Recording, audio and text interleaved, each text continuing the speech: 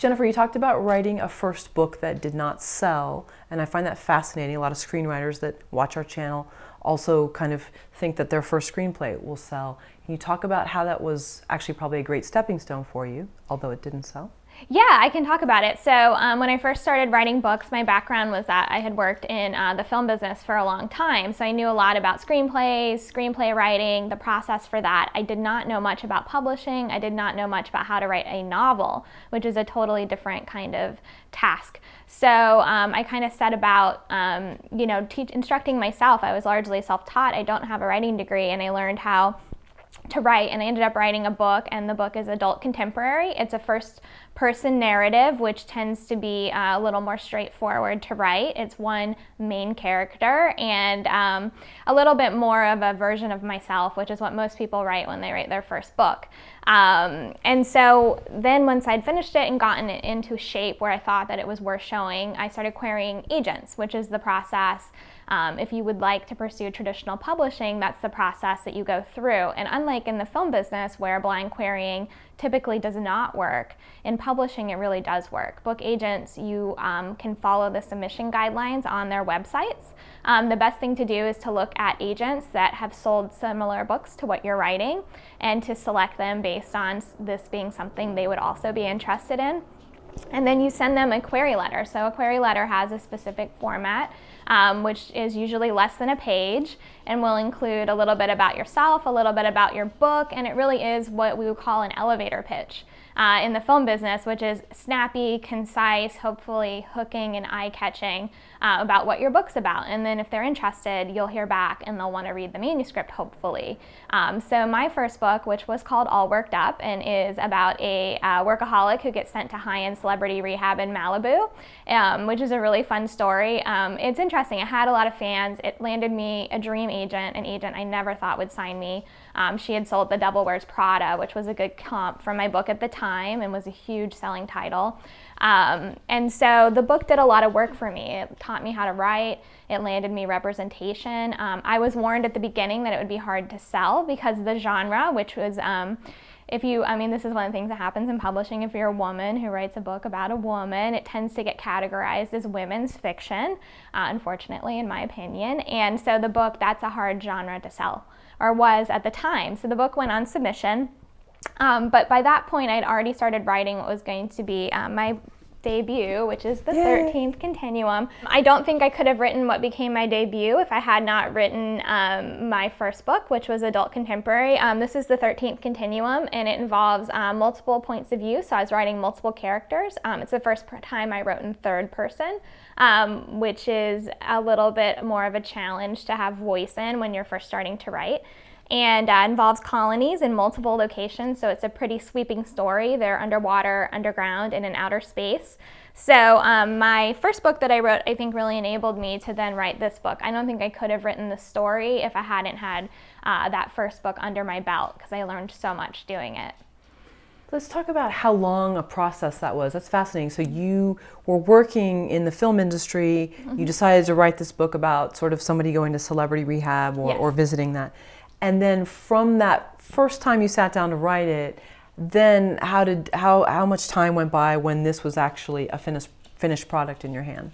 13th Continuum. Gosh, probably 5 years from me starting to say, hey, I want to write novels, to landing a publishing deal, which is actually pretty fast, believe it or not. Yes, there are Cinderella stories of authors who sold instantly at auction, but those are pretty rare.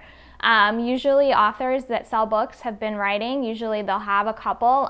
Even people like David Benioff, who I think is a phenomenal writer. He's a showrunner on Game of Thrones. He wrote The 25th Hour. I believe The 25th Hour was maybe the third book he had written, but maybe the first he sold.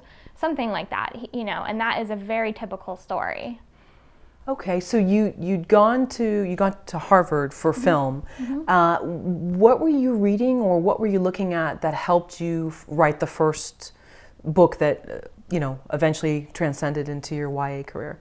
What were you reading that was helping you? Well, gosh, I always advise writers that you shouldn't write a genre or a category that you don't love, right? So if you're someone who only reads thrillers, don't go ahead and try to write like a romance novel. Likewise, I'm not a huge romance reader. It is a hugely popular category. I have friends that write it. I should not be writing romance novels because, I'm obviously geek for Outlander, but for the most part, it's not something I read a lot of, so it's probably not what I should be writing. When I first came into novel writing, there were two types of books I loved to read the most, and those were what I'm going to call female-driven narratives with female protagonists. Which, as I said, is often categorized as women's fiction, and then big young adult science fiction fantasy books. So that's most of what I was reading at the time. In terms of learning to write, I always advise people, I just try to read really good writing. It's kind of like playing a game of tennis. If you play someone worse than you, you're going to play terribly. If you play someone who's way out of your league, your game will be so much better, even if you lose. And so I'm always trying to find who are the best writers out there right now, even if they're not anything like what I'm writing. So when I was first trying to write really good third-person voice, I looked at Neil Gaiman a lot because I just think he's an incredible writer and storyteller, and his books are so engaging. So things like American Gods, I looked at very closely, the way he writes character, the way he writes prose. And then did you find that you were writing just like Neil Gaiman? Because I've heard that happen, that if you focus too much on someone that you really enjoy, then your style sort of becomes that. Yes, you can. I mean, everyone says that when you first start writing, you're imitating. Like, imitation is usually what happens. Gosh, I hope I'm writing like Neil Gaiman, because that would just be amazing. That's part of why I think it's also good not to saturate too much. So if there are books that are really similar to what you're working on, I usually try not to read too much of them at the same time because it can seep in.